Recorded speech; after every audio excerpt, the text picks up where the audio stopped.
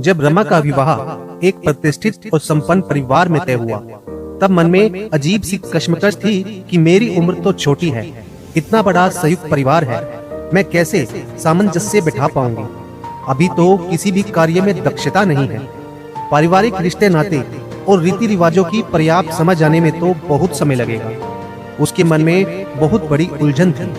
पर विवाह उपरांत जब घर में गई तो सारी स्त्रियां केवल स्त्रियां ही थी।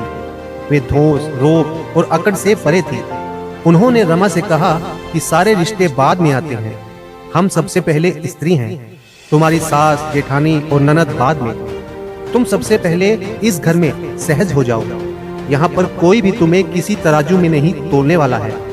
वह अपनी हर छोटी से छोटी समस्या परिवार में रहने वाली स्त्रियों को बताती और सभी मिलजुल कर उस समस्या का समाधान करते। वहाँ पर सभी का सबसे बड़ा गुण माफ करना था। पुरानी बातों को छोड़कर कुछ नया सोचना था। सभी अपने कार्यों में व्यस्त थे। रमा अपनी माँ से कहती कि मेरे ससुराल में सुंदरता, गुणों और अवगुणों को तोलने के लिए कोई तराजू नहीं है। सास अपनी पुरानी कहानियां नहीं सुनाती कि मेरे जमाने में ऐसा होता था, मैंने यह किया था, मैंने वह किया था। जेठानी अपनी श्रेष्ठता नहीं सिद्ध करती कि मैंने इस घर को संभालने में इतने वर्ष झोंक दिए। ननद हर समय मान सम्मान की दुहाई नहीं देती। हर कोई मुझे सहज महसूस कराने में लगा रहता है।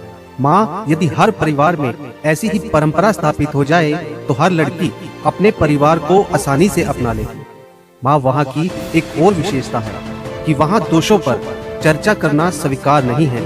दोषों पर ध्यान केंद्रित करने से उन्नति रुक सकती है, पर समाधान और चिंतन करने से हमारी दृष्टि विकसित होती है। वहाँ पर अपनी गलती को स्वीकार करके हल्का महसूस करने पर भी बल दिया जाता है। माँ, मैं भी अब अपने ससुराल के सहयोग के साथ आगे बढ़ना चाहती हूँ और अपनी सोच को उदार बनाना चाहती हूँ। माँ रमा के वाक्य सुनकर मन ही मन उस परिवार के प्रति धन्यवाद और मन से दुआएं दे रही थी, जिस परिवार ने उसकी बेटी की जिंदगी आसान कर दी। कभी कभी दुआएं भी बरकत पैदा करने में सहयोगी होती हैं। शायद रमा के ससुराल की भी यही खासियत थी। रमा की माँ मन ही मन ईश्वर को धन्यवाद दे रही थी कि बेटी की सोच और परिवार की सोच में कितना अच्छा तालमेल दिखाई दे रहा है। भविष्य में मेरा होना या ना होना मेरी बच्ची की खुशहाली के लिए जरूरी नहीं होगा। वह आगे की यात्रा अपनी सकारात्मक सोच और पारिवारिक सहयोग से तय कर लेगी। इस लघु कथा से हमें यह शिक्षा मिलती है कि यदि परिवार में स्त्री अपनी सोच विस्तृत कर ले तो समाज में बड़ा बदलाव हो सकता है और मानवता के मस्तक से कलंक का बोझ हमेशा के लिए हट सकता है। रमा के परिवार वालों की अच्छी सोच की वजह से वह खुशहाली की ओर बढ़ रही थी। सारे रिश्तों में सर्वोपरि स्त्री बनने का रिश्ता है। हमेशा पुराने संघर्ष या कठिनाइयों को जताकर भाव पीढ़ी को अपनी श्रेष्ठता बताने का प्रयास न करें, बल्कि उन्हें सहज बनाकर अपने परिवार में शामिल करें।